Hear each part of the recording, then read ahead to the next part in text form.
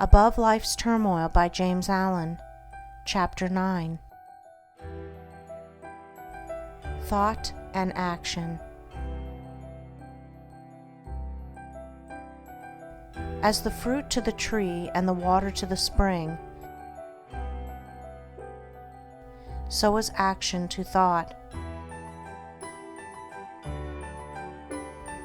It does not come into manifestation suddenly and without a cause. It is the result of a long and silent growth, the end of a hidden process which has long been gathering force. The fruit of the tree and the water gushing from the rock are both the effect of a combination of natural processes in air and earth, which have long worked together in secret to produce the phenomenon.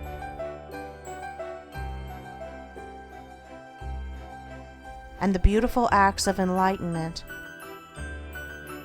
and the dark deeds of sin are both the ripened effects of trains of thought which have been harbored in the mind.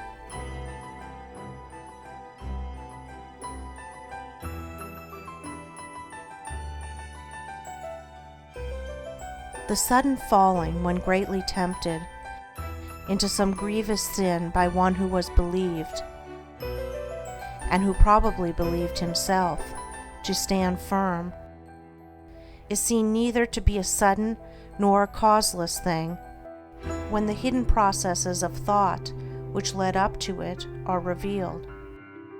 The falling was merely the end, the outworking, the finished result of what commenced in the mind probably years before.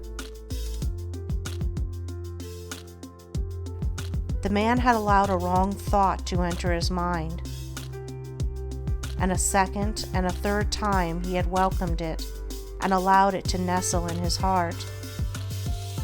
Gradually he became accustomed to it, and cherished and fondled and tended it, until at last it attained such strength and force that it attracted to itself the opportunity which enabled it to burst forth and ripen into act.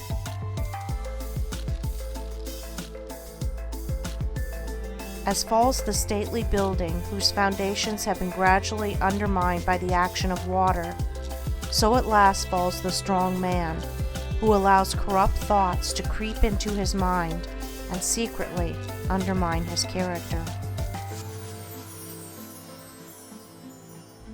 When it is seen that all sin and temptation are the natural outcome of the thoughts of the individual, the way to overcome sin and temptation becomes plain, and its achievement a near possibility, and sooner or later a certain reality. For if a man will admit, cherish, and brood upon thoughts that are pure and good,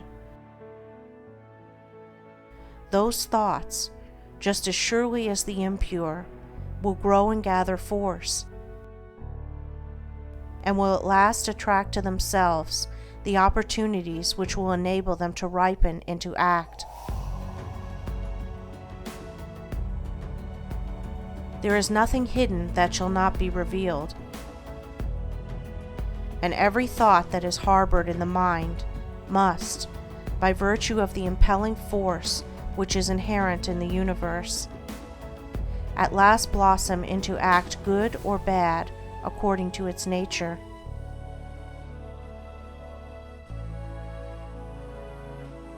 The divine teacher and the sensualist are both the product of their own thoughts, and have become what they are as the result of the seeds of thought which they have implanted are allowed to fall into the garden of the heart, and have afterwards watered, tended, and cultivated. Let no man think he can overcome sin and temptation by wrestling with opportunity. He can only overcome them by purifying his thoughts. And if he will, day by day, in the silence of his soul, and in the presence of his duties, strenuously overcome all erroneous inclination, and put in its place thoughts that are true and that will endure the light. Opportunity to do evil will give place to opportunity for accomplishing good. For a man can only attract that to him which is in harmony with his nature. And no temptation can gravitate to a man unless there is that in his heart which is capable of responding to it. Guard well your thoughts, reader, for what you really are in your secret thoughts today, be it good or evil, you will, sooner or later, become an actual deed.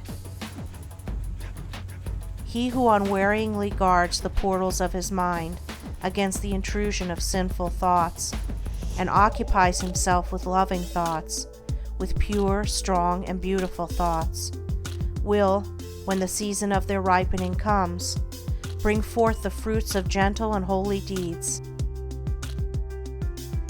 and no temptation that can come against him shall find him unarmed or unprepared.